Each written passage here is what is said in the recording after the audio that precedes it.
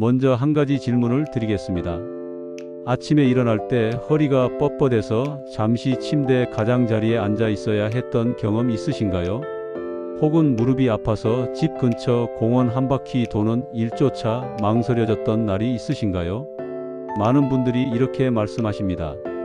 이 나이가 되면 어쩔 수 없는 거죠. 관절은 늙으면 다 아픈 거 아닌가요? 하지만 제가 진료실에서 수십 년 동안 환자분들을 만나며 깨달은 사실이 하나 있습니다. 정말 많은 통증이 생각보다 아주 간단한 습관 하나로 달라질 수 있다는 사실입니다. 오늘 이야기의 핵심을 먼저 말씀드리겠습니다. 매일 밤 단 3분만 투자해 세 군데를 부드럽게 풀어주면 허리와 무릎 통증이 눈에 띄게 줄어드는 경우가 있습니다. 단 3분입니다. 어떤 분들은 이렇게 반문하실지도 모르겠습니다. 3분 마사지로 10년 넘은 통증이 좋아진다고요? 저 역시 처음에는 그렇게 생각했습니다. 하지만 실제 환자분들의 변화를 눈으로 보고 나서는 생각이 완전히 바뀌었습니다. 오늘 이 시간에는 제가 진료 현장에서 실제로 많은 분들에게 권해드리고 있는 세 가지 마사지 포인트를 이야기해 드리겠습니다. 지금 이 내용을 끝까지 들으시면 나이가 들면 어쩔 수 없다는 생각이 조금은 달라질지도 모릅니다. 그럼 천천히 이야기를 시작해 보겠습니다. 먼저 첫 번째 포인트입니다. 많은 분들이 전혀 예상하지 못하는 곳입니다. 바로 허벅지 앞쪽입니다. 대부분 허리가 아프면 허리를 만지고 무릎이 아프면 무릎만 계속 주무르십니다. 하지만 우리 몸은 생각보다 훨씬 촘촘하게 연결되어 있습니다. 어떤 부위의 긴장이 전혀 다른 곳의 통증으로 나타나기도 합니다. 제가 오래전 진료실에서 만났던 한 분 이야기를 들려드리겠습니다. 서울에 사시는 70대 초반의 한 남성분이셨습니다. 이분은 오랫동안 어깨 통증으로 고생하고 계셨습니다. 팔을 위로 들어 올리기만 해도 통증이 올라왔고 밤이 되면 어깨가 욱신거려 잠을 설칠 정도였습니다. 어깨 때문만이 아니었습니다. 어깨가 불편하다 보니 몸을 계속 구부정하게 쓰게 되었고 시간이 지나면서 허리와 무릎까지 함께 아프기 시작했습니다. 병원도 여러 군데 다녀보셨습니다. 약도 드셔보고 주사도 맞아보셨지만 효과는 오래가지 않았습니다. 그러다 우연히 제 진료실을 찾게 되셨습니다. 검사를 마친 뒤 저는 그분께 이렇게 말씀드렸습니다. 어깨만 풀려고 하지 마시고 허벅지 앞쪽을 풀어보세요. 그분은 순간 고개를 갸웃하셨습니다. 어깨가 아픈데 왜 허벅지를 마사지하라는 건지 이해가 되지 않으셨던 겁니다. 하지만 방법이 어렵지 않았기 때문에 일단 한번 해보겠다고 하셨습니다. 그날 이후 아침과 저녁 하루 2번 허벅지 앞쪽을 부드럽게 마사지하기 시작했습니다. 처음 며칠 동안은 특별한 변화가 없었습니다. 그런데 약 일주일 정도 지나면서 팔을 들 때의 통증이 조금 줄어드는 느낌이 들었다고 합니다. 그리고 한 달이 지났을 무렵 놀라운 변화가 나타났습니다. 팔을 들 때마다 들리던 소리도 줄어들었고 어깨 움직임이 훨씬 편안해졌습니다. 더 놀라운 사실은 허리와 무릎 통증까지 함께 줄어들었다는 점이었습니다. 왜 이런 변화가 생겼을까요? 허벅지 앞쪽에는 대퇴사두근이라는 큰 근육이 있습니다. 이 근육이 단단하게 굳어 있으면 골반의 위치가 변하고 그 결과 허리와 무릎에 부담이 생길 수 있습니다. 따라서 이 근육의 긴장을 풀어주면 자세가 자연스럽게 정렬되고 허리와 무릎의 부담이 줄어들게 됩니다. 실제로 물리치료 연구에서도 허벅지 앞쪽 근육의 긴장을 풀어주면 무릎 앞쪽 통증과 허리 부담이 감소하는 경우가 보고된 바 있습니다. 그렇다면 어떻게 마사지하면 좋을까요? 먼저 의자에 편안하게 앉습니다. 그리고 배와 허벅지가 만나는 지점을 손으로 만져보세요. 그 부분에서 단단한 뼈가 느껴질 겁니다. 그곳이 골반뼈입니다. 그 골반뼈에서 무릎 방향으로 손을 천천히 내려가 보십시오.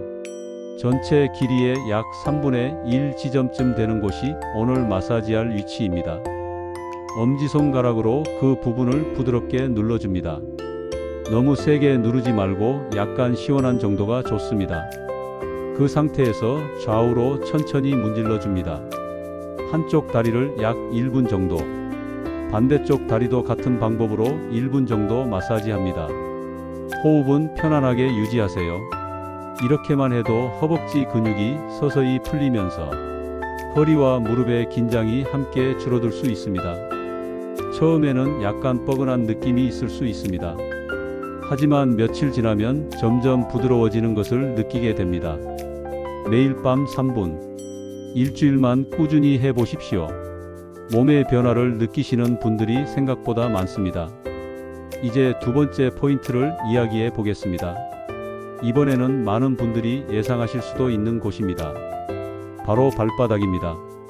발바닥은 우리 몸의 작은 지도라고도 불립니다. 몸 전체와 연결된 신경 반사구가 많이 모여 있기 때문입니다. 제가 만났던 또 다른 환자분 이야기를 들려드리겠습니다. 60대 후반의 여성분이셨습니다. 이분은 오래전부터 허리 디스크로 고생하고 계셨습니다. 잠깐만 서 있어도 허리에서 엉덩이까지 전기가 흐르는 듯한 통증이 내려왔습니다. 식당에서 일을 하고 계셨는데 하루하루가 고통의 연속이었습니다. 주사 치료도 받았고 물리치료도 했고 한방 치료도 받아보셨습니다. 하지만 효과는 오래가지 않았습니다. 결국 지팡이를 사용하지 않으면 걷기 어려울 정도가 되었습니다. 가족들은 수술을 권했지만 수술 이후에도 다시 아프다는 이야기를 많이 들어 결정을 쉽게 내리지 못하고 있었습니다. 그렇게 지내던 어느 날 상태가 더 악화되어 제 진료실을 찾게 되셨습니다. 걸음걸이만 봐도 통증이 얼마나 심한지 알 수 있었습니다. 검사를 마친 뒤 저는 한 가지 제안을 드렸습니다. 우선 발바닥 마사지를 꾸준히 해보시죠. 이 말을 들으시고 잠시 놀라셨습니다. 허리가 아픈데 왜 발바닥을 마사지하라는 것인지 의아하셨던 겁니다. 하지만 설명을 듣고 난 뒤 일단 시도해 보기로 하셨습니다. 그날부터 하루에 몇 번씩 편안한 자세로 발바닥을 마사지하기 시작했습니다. 특히 발바닥 가운데 움푹 들어간 부분과 뒤꿈치 근처를 집중적으로 자극했습니다. 놀랍게도 약 3일 후 아침에 일어났을 때 허리를 펴기가 훨씬 편해졌다고 합니다. 일주일 뒤 병원에 다시 오셨을 때 걸음걸이도 한결 부드러워져 있었습니다. 지팡이 사용도 점점 줄어들었습니다. 물론 모든 분이 이렇게 빠르게 좋아지는 것은 아닙니다. 하지만 발바닥 마사지가 혈액순환을 돕고 자세 교정에도 영향을 주는 경우가 있습니다. 발바닥 자극은 우리 몸에서 엔도르핀 분비를 촉진하기도 합니다. 엔도르핀은 자연 진통제라고 불리는 물질입니다. 이 물질이 늘어나면 통증 인식이 줄어들 수 있습니다. 연구에서도 발 마사지가 관절 통증 감소에 도움이 되는 결과들이 보고된 바 있습니다. 그렇다면 발바닥은 어떻게 마사지하면 좋을까요? 편안한 자세로 앉습니다. 한쪽 발을 반대쪽 무릎 위에 올리거나 바닥에 앉아 발바닥이 손에 닿도록 합니다. 엄지손가락으로 발바닥 전체를 골고루 눌러줍니다.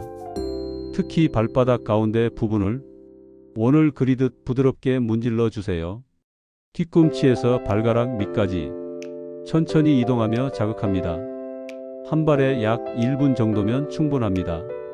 반대쪽 발도 같은 방법으로 1분 마사지합니다. 손으로 하기 힘들다면 작은 공이나 마사지볼을 바닥에 두고 발을 굴려도 좋습니다. 이렇게 발바닥을 자극하면 혈액순환이 활발해지고 하체 관절 부담이 줄어들 수 있습니다. 단 주의할 점이 있습니다. 발바닥에 상처가 있거나 당뇨로 감각이 둔해진 분들은 너무 강하게 마사지하지 않도록 주의하셔야 합니다. 이제 마지막 세 번째 포인트를 말씀드리겠습니다. 이 부위는 생각보다 많은 분들이 잘 모르시는 곳입니다. 바로 무릎 뒤쪽 오금입니다. 무릎을 살짝 구부리면 뒤쪽에 주름이 생깁니다. 그 주름 가운데 오목하게 들어간 부분이 바로 오금입니다. 이곳은 예로부터 허리 통증과 관련된 중요한 지점으로 알려져 있습니다. 경기도에 사시는 70대 초반의 한 어르신 이야기를 들려드리겠습니다. 이분은 평생 공장에서 일하셨습니다. 거의 하루 종일 서서 일하는 생활이었습니다. 40대부터 무릎이 조금씩 아프기 시작했고 세월이 지나면서 통증이 점점 심해졌습니다. 70대에 접어들면서는 계단을 오르는 것조차 힘들어졌습니다. 한때는 수술 권유도 받으셨지만 연세 때문에 고민이 많으셨습니다. 결국 통증이 악화되면서 휠체어 생활까지 하게 되셨습니다. 그러다 제 진료실을 찾게 되셨습니다. 저는 여러 검사 결과를 확인한 뒤 무릎 뒤 오금을 꾸준히 마사지해 보시라고 권했습니다. 처음에는 큰 기대를 하지 않으셨습니다. 하지만 매일 밤 잠자기 전 약 3분 동안 오금을 부드럽게 눌러주기 시작했습니다. 흥미로운 변화가 나타난 것은 약 일주일 뒤였습니다. 무릎보다 먼저 허리가 편해지기 시작했습니다. 아침에 일어날 때 허리를 펴기가 훨씬 수월해졌다고 합니다. 2주 정도 지나자 무릎 통증도 눈에 띄게 줄었습니다. 그리고 약 3주 후에는 오랫동안 괴롭히던 허리 통증이 거의 사라졌다고 말씀하셨습니다. 왜 이런 변화가 생겼을까요? 무릎 뒤쪽에는 몸의 뒷면을 따라 흐르는 중요한 경락이 지나갑니다. 이곳을 자극하면 허리와 다리 근육의 긴장이 완화될 수 있습니다. 그래서 허리를 직접 마사지하기 어려운 분들도 오금 자극을 통해 간접적으로 도움을 받을 수 있습니다. 방법은 매우 간단합니다. 의자에 앉아 다리를 살짝 구부립니다. 무릎 뒤쪽 가운데 오목한 부분을 찾습니다. 엄지손가락으로 약 2초에서 3초 정도 부드럽게 눌러줍니다. 그리고 천천히 힘을 뺍니다. 이 동작을 5번에서 7번 정도 반복합니다. 반대쪽 다리도 같은 방법으로 해주시면 됩니다. 너무 강하게 누르지 않는 것이 중요합니다.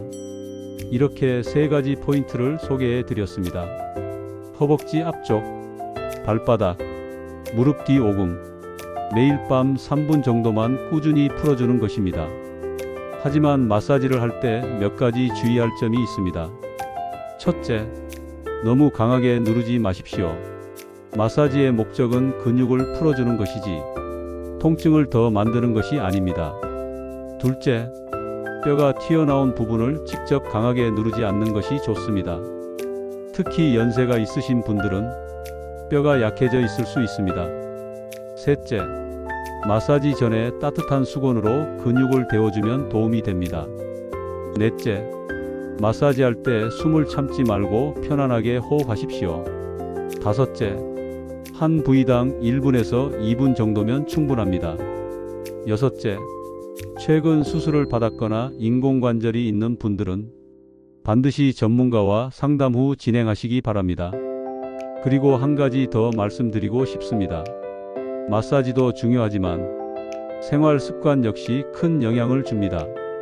아침에 간단한 스트레칭을 해 보십시오. 짧게라도 가볍게 걷는 습관을 들이십시오.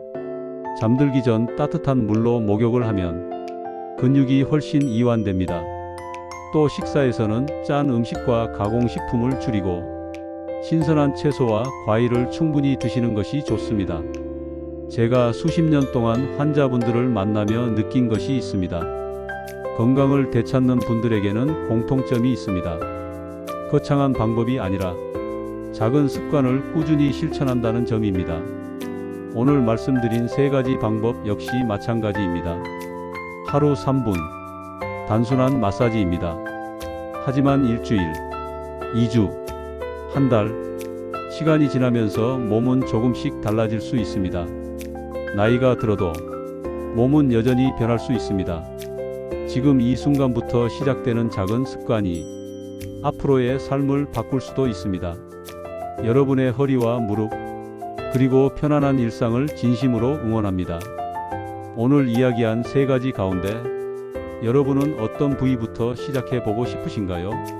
허벅지 앞쪽, 발바닥, 무릎 뒤 오금, 가장 먼저 해보고 싶은 부위를 떠올리며 오늘 밤 잠들기 전에 3분만 시간을 내보시기 바랍니다.